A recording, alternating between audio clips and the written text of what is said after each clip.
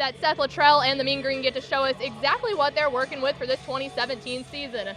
Today we're going to have some special guests, and I'm going to start with the new head basketball coach in Grant McCasland. Facebook Live, huh? Facebook Live.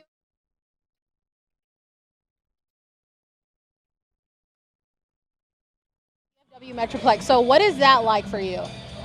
It's unreal, honestly. I mean, there's very few places where you don't have to use the maps device on your phone, right? I mean, I don't have to use it. I know exactly where I'm going. I know the high schools. I know the AU coaches. So, I mean, it's a huge blessing. I mean, I love being around family. I love our program to feel like family. And so just having my whole family here and being able to interact with them and have them a part of what we're doing, I mean, it just makes a big difference.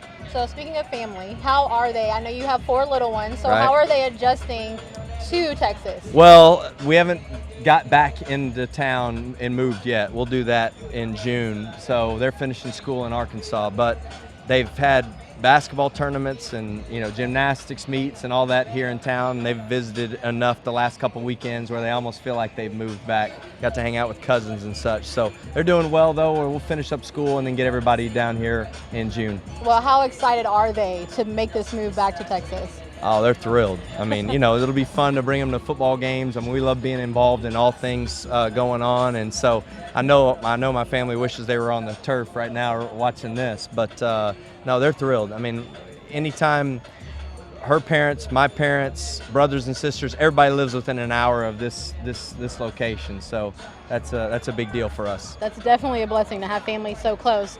So this is your new journey for you. So what can you tell the fans, the Mean Green fans, to expect in this upcoming season?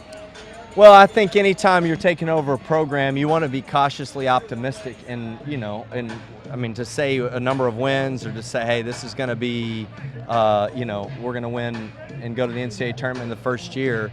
I don't know. I can tell you this: we're taking over a program similar like we took over last year, and we feel like we've got a significant amount of talent already on board that we can build on, and that's how we'll do it. We'll structure it around the current roster. We'll add some great guys to the team, and we expect to compete for championships right away. So, we've got a great start with the guys in workouts already, and we can tell they're excited about what we're doing, and that generates us to bring some more excitement and add to it, and looking forward to the success. So if there is one thing, I know there's several things, but if there's one thing that you're looking forward to for this upcoming basketball season, what would that be?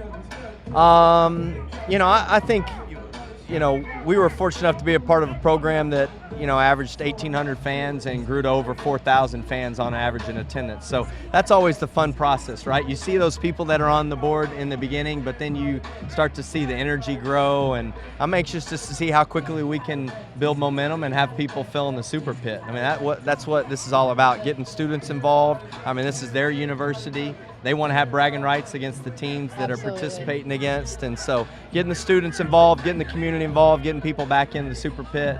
I think that's probably what I'm most excited about, see that place pack out. Now you have a amazing win percentage, an 80%. How have you been so successful? Well, the foundation of all of it is relationships. I mean, genuinely, you have to be in the trenches and know people have your back, that you're with them. That you care about them as individuals before you care about them collectively as a team, and that you want to help them reach their goals and dreams. And that usually helps bring everybody together in a way that is personal. So we all want to win for each other more than what we want to win for even our own self. So that's a big deal for me, is building a camaraderie as a team together, so that you go and compete in a way that everybody is undoubted who and how you're playing for. We're going to play for North Texas, and we're going to play for the Mean Green and bring championships back to Denton. Awesome. Well, it was great having you on the show. Congratulations on the new job, and good luck with the new season. Thank you. Awesome to meet you. Go Mean Green. We're going to have Ashley Pickle up next to speak with Seth Littrell. Thanks. Thank you. Hey. Transition probably helped, man. Your wife's awesome.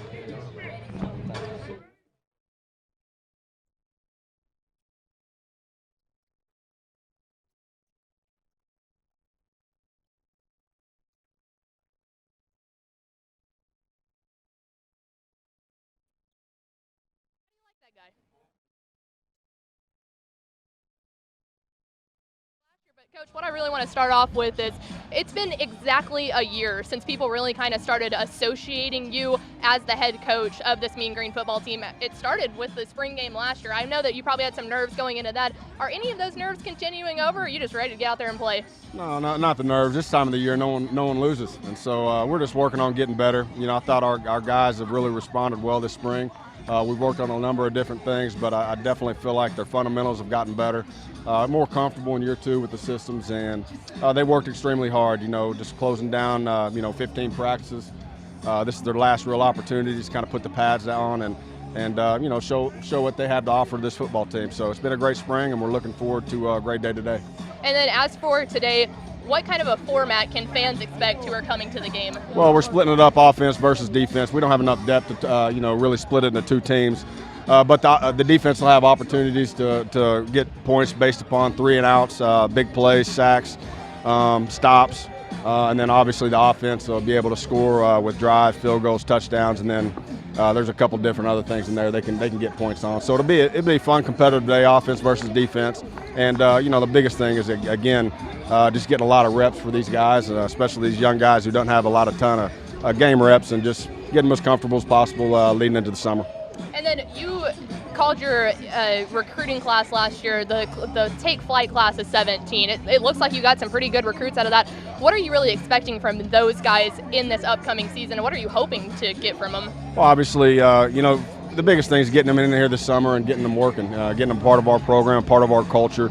But I definitely think we signed a great class. We met a lot of our needs that we felt like we needed to address going into next season. And then everybody's a little bit different. You know, I can't tell you who's going to come in and adjust the speed of the game or learn the offense, defense, special team. Everybody's a little bit different. You know, sometimes guys surprise you, and other times, guys are needed to redshirt. So the biggest thing is our job as coaches to put those guys in the best situations to be successful and make sure that they're ready when it's their time to be put on the field. They're ready to go out there and do that. All right, well, obviously, best of luck today and best of luck for the rest of the season. We'll see you soon. I appreciate it. Thank you. Thank you.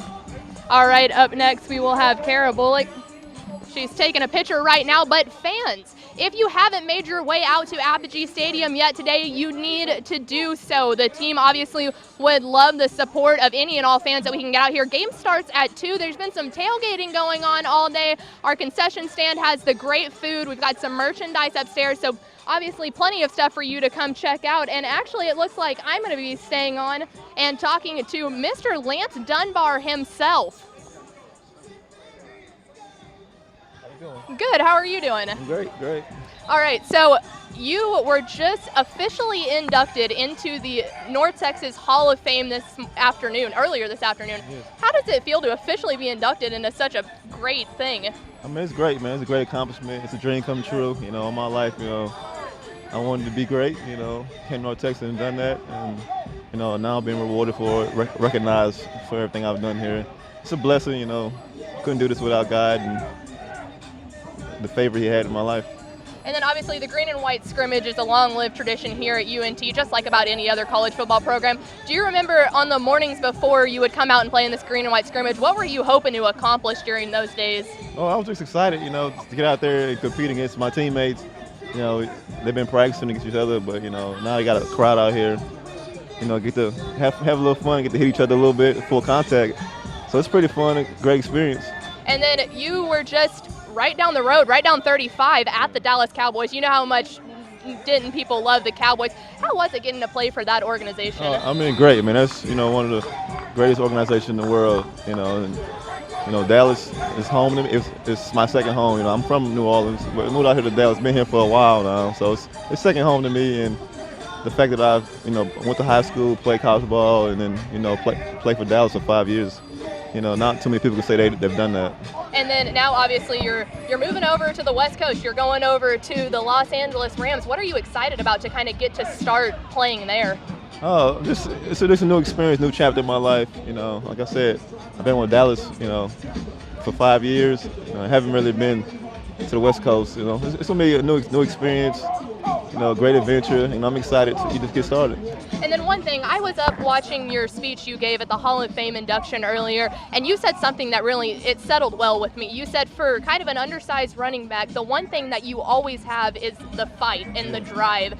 Can you just kind of explain why that's always been your outlook when you step onto a football field? I mean, like I said, I'm not the biggest guy on the field, and all my life, I had to fight for, fight for my recognition, fight for everything I wanted.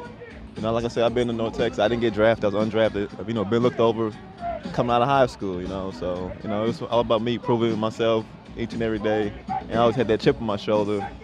And like I said, since I was small, I was taught how to fight and how to stand up for myself. And, it carried on throughout my life. Well, Lance, congratulations again on being inducted in the Hall of Fame. Enjoy your time here, and best of luck with the Rams. We really do wish you the best of luck. Appreciate that. Thank you. All right, and up next we will have Kara Bullock come right back on. Here we go. University of North Texas and Apogee Stadium. North Texas football. As a reminder, fans,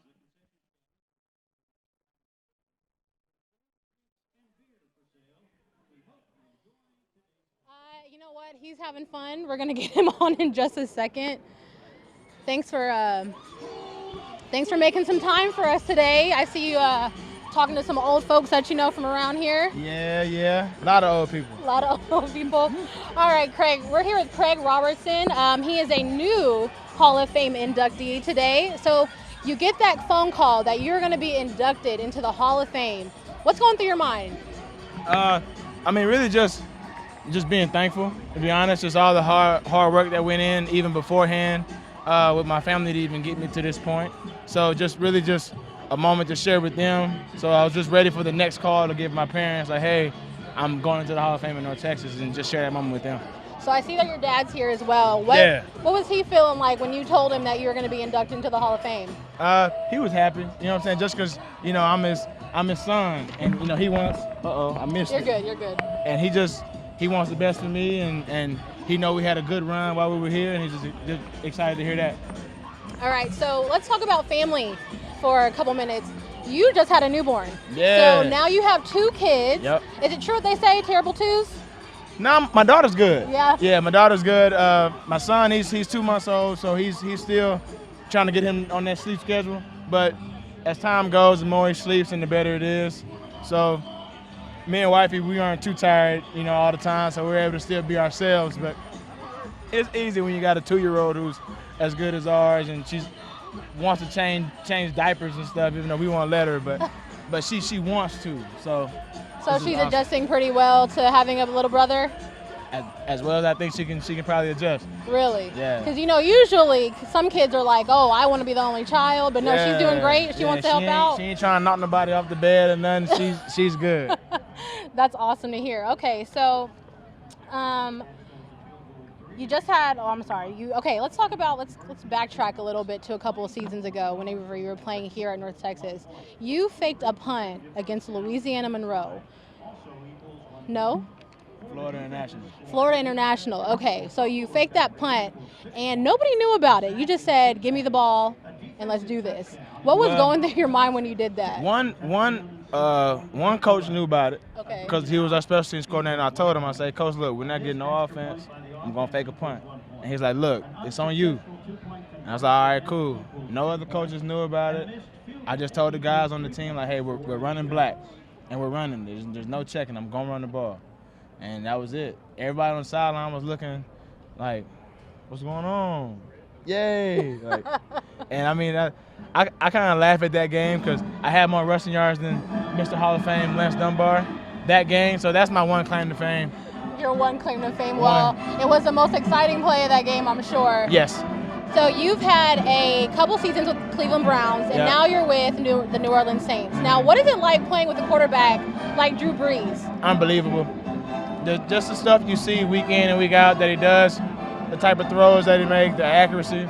But it's just his commitment through the week is really what makes him special. All right, well, thanks, Craig, and congratulations on being inducted into the new Hall of Fame. Thank you, ma'am.